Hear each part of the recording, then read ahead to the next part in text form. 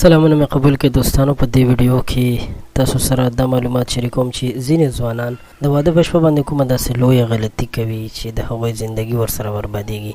دا ویډیو د ټولو هغه ځوانانو دپاره او د پیغلو دپاره ډېره ضروري ده چې هغوی په نن سبا کې واده کوي یا د هغوی واده نږدې وي. نو د دې ویډیو نه تاسو ډېر څه زده کولی شئ.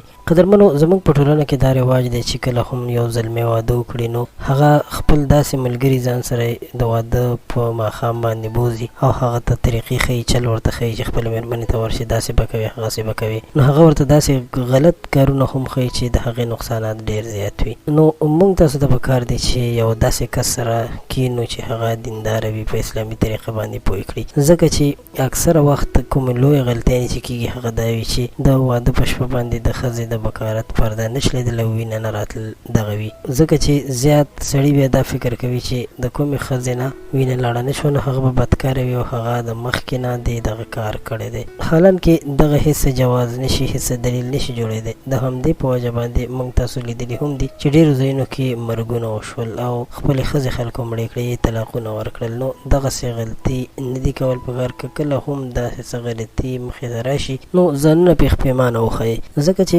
ګورئ که تاسو وګورئ نو دغه پرده چې د پیازو نه د جلۍ نه هم نری ده، دغه پرده د ټوپ وهلو سره هم شلېدلی شي، د ډېرې بیمارۍ سره هم شلېدلی شي یا د یو لرې سفر سره هم شلېدلی شي. او ډاکټرانو نور هم داسې ډېر وجوهات یاد کړي چې د هغې په وجه باندې د منځه تللی شي. نو په کار نه ده چې همدغه پرده دې د پاکې ښځې یو دلیل وګڼلی شي، د هغې دپاره د یو دلیل جوړ کړی شي چې کومه ښځه د هغې وینه رانغلله نو هغه به بدکاره وي. نو موږ غوښتل چې دا معلومات تاسو سره شریک کړو. د ویډیو د کتلو مو یو جهان مننه.